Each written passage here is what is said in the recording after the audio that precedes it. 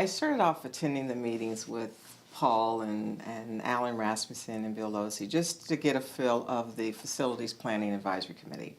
I've been in the district for 34 years. Obviously, we know that the district is in need of some modernization. And Paul had shared with me in a conference call that he wanted me to have this parallel or adjunct committee to the Facilities Planning Committee about providing input for ed specifications. I attended, I believe it was 3 or 4 meetings where he had a very specific agenda.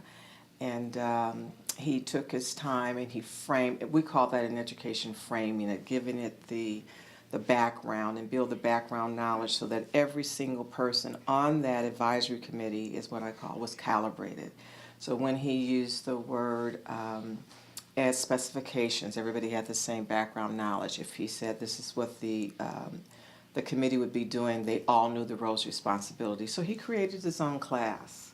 Any question that he was asked, well, whether it was about how teachers would give their input or whether it was about a possible general obligation bond or whether what the process, he had the answer and he didn't have to struggle for the answer. And that was the purpose of that advisory committee, was to bring those questions up, have the transparency, and talk about the process that we were using. The district is looking for a way to, in my opinion, to maximize those matching funds that we have with the state.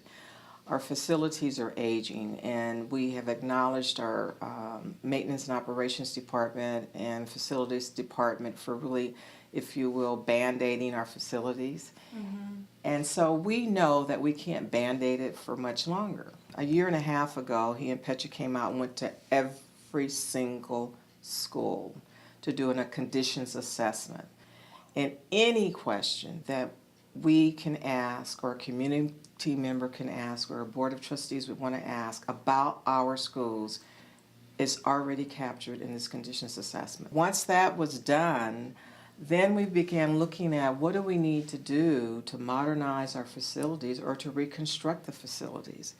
And that's how it started. And so my role, particularly with curriculum instruction, was looking at how would we design facilities that would match the rigor of instruction that we have in Ocean View School District. And so part of what we began doing and working with the teachers was think out of the box, kick the clouds, if you will. What if, based upon all this research that we're looking at with the 21st century learning, what would your classroom look like? And in that process, Paul constantly went to our teacher groups, and drawing them out, think beyond, and then bringing in his architectural designs from districts he's worked with and other things to really move a group of 50 to thinking outside of the box. Paul spent as much time, the full first day, half day, and laying the background on facilities planning, much like I was able to get that background information.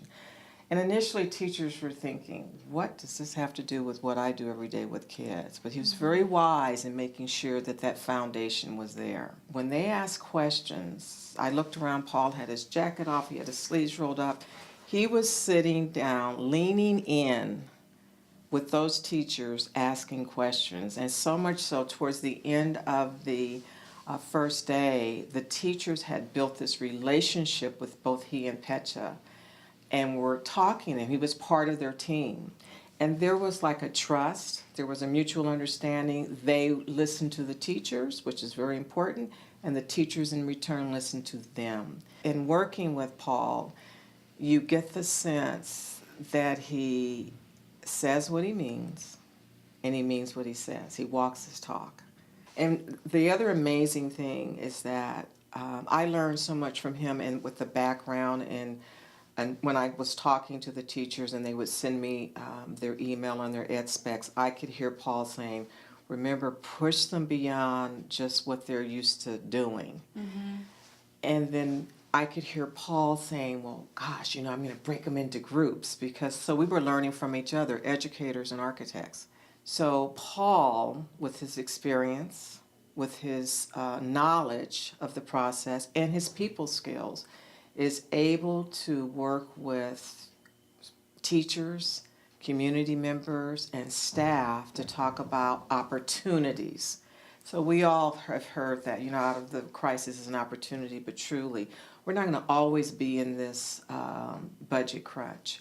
But we want to be prepared so when we're out of it, we're ready. We don't want to wait to get out of it and then start having these discussions. So he is a man who is tooled with the knowledge and the skills to lead a district, and teachers, let's add that to him, to where we all need to be as a team to modernize our schools for the 21st century.